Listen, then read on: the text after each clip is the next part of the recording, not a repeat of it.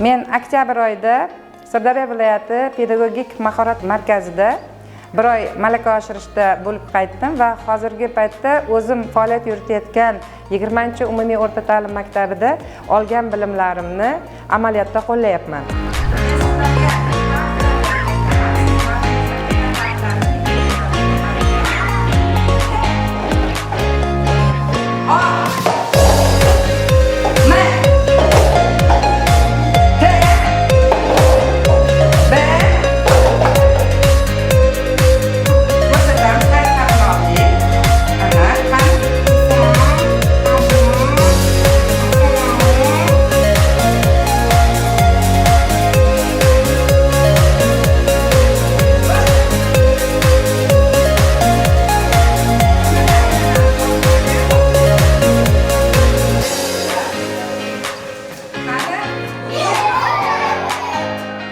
U yerda biz sun'iy intellektdan, Wordwell, Kahoot, Bambuji kabi platformalardan foydalanib, testlar, savol-javoblarni tuzishni o'rgandim va dars jarayonida qo'llab kelmoqdaman.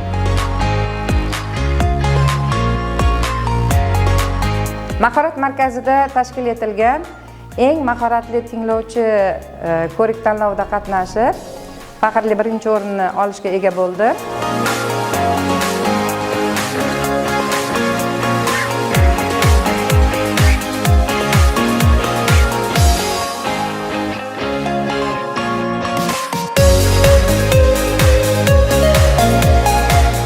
Pedagogik mahorat markazida tashkil etilgan darslar juda ham menga yoqdi. U yerda o'rgangan barcha bilimlarimni albatta o'zimiz faoliyat yuritayotgan maktabga kelib davom etamiz va o'rgatamiz.